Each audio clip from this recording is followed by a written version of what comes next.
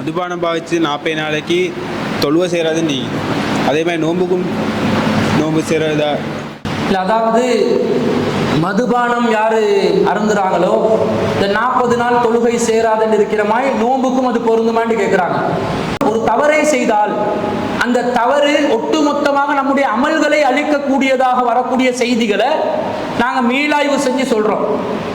ஒருத்தர் மதுபானம் அருந்துறாரு, அருந்துவதால் அவருடைய 40 நாள் தொழுகை பாலா போகுதுன்னா தொழுகை இல்லாம போகுது, அழிஞ்சு போகுதுன்னு அர்த்தம். தொழுதாலும் தொழுவதாக ஏற்றுக்கொள்ளப்படாது, தொழுததாக கருதப்படாது. இது என்ன செய்து ஒரு கெட்ட செயல் ஒரு நல்ல செயலை அழிக்குது. இது எதுக்குரியது? சிறுக்குரியது தானே. அல்லாஹ் தஆலா சிறுக்க தானே சொல்றாங்க, லைன் நஸ்ரக்த, நபியை நீங்கள் இணை கற்பித்தால் லயஹ்பதன் அமலுக்க, உங்களுடைய நல்லமல்களை நான் அழித்து விடுவேன். அப்ப சிறுக்கு செஞ்சால்தான் நல்லமல்கள் அழியும். சிறுக்கு அல்லாத நிலையில் உள்ள பாவங்களுக்கு நல்லமல்கள் அழியுமா என்று கேட்டால் அழியாது. மதுபானம் அருந்துவது தப்பு தான், சிறுக்காது, பாவம் தான். சிறுக்கு செஞ்ச பாவமா? அவர் சிறுக்கு செய்யலையே, ஏன் அவட்ட தொழுகை அழிஞ்சு போகுது? அழிஞ்சு போறது நியாயம் இல்லையே.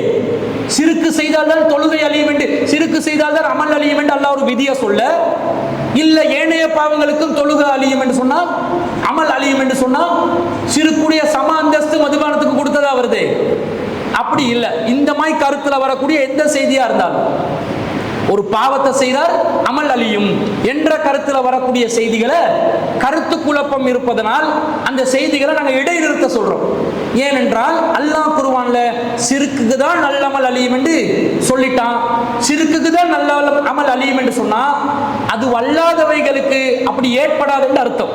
அப்ப அந்த அர்த்தத்துக்கு மாற்றமாக, அந்த குர்ஆன் வசனத்துக்கு அடிப்படைக்கு மாற்றமாக அமல்கள் எல்லாம் அழிஞ்சு போகும் என்ற மாதிரி கருத்துல வரக்கூடிய செய்திகளை நாங்க ஏற்றுக்கொள்ளல. அது குர்ஆனுக்கு மாற்றமான செய்தியா சொல்றோம். இது மதுபானம் விஷயத்துக்கு, அதுக்காக மதுபானம் குடிக்க சொல்லி சொல்லல, அது ஹராம் தான். ஒரு தடவை மதுபானம் அறிந்து வந்தால் கசையடி கொடுக்கணும். எத்தனை கசையடி? 80 கசையடி. திருப்ப குடிச்சு வந்தா திருப்ப கசையடி. திரும்ப குடிச்சு வந்தா அவருக்கு மரண தண்டனை ரசூல் ஸல்லல்லாஹு அலைஹி வஸல்லம். அவ்வளவு கடுமையான ஒரு பாவம் தான். ஆனால் அமல் அழிஞ்சி போகும் என்று வரக்கூடியது நாங்கள் ஏற்றுக்கொள்ளல. இது மதுபானம் செய்திக்கே எப்படின்னா, நோம்புக்கு குறிப்பிடப்படவே இல்லை. இது நோம்பு பிடிச்சி ஒருத்தர் மதுபானம் அருந்தினாலோ அல்லது தப்பு செஞ்சாலோ நோம்பும் இல்லாம போகும், அல்லது மதுபானம் அருந்தினவற்ற நோம்பும் சேர்த்து இல்லாம போகும் என்று வரவே இல்லை ஹதீஸ்ல. வந்ததே கேள்விக்குறியா இருக்குது. வராததை பத்தி நாங்கள் கவலைப்பட வேண்டிய அவசியம் இல்லை. புரிஞ்சுச்சா?